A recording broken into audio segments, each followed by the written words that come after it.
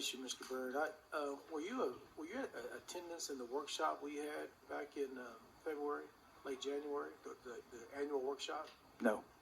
Okay, we talked about that explicitly in regards to mechanics of the hotel. We also had a conversation in the workshop last year about the hotel.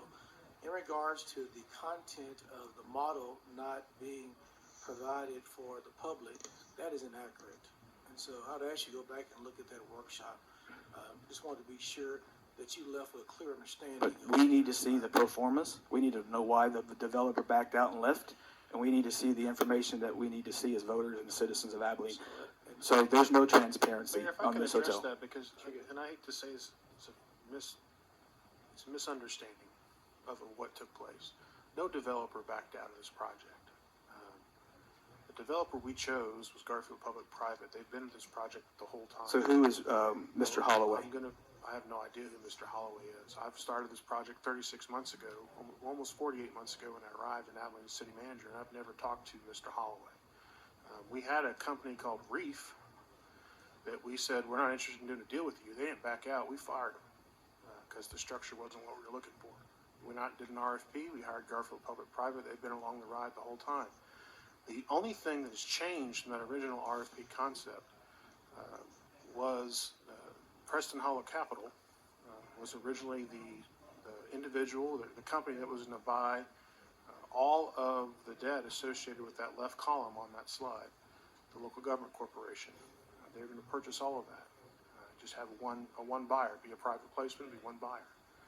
That didn't happen because they had other opportunities to pursue that were larger, and they chose to exercise their right to do that. But it's not unusual for a deal like this to have those sorts of changes from a funding standpoint.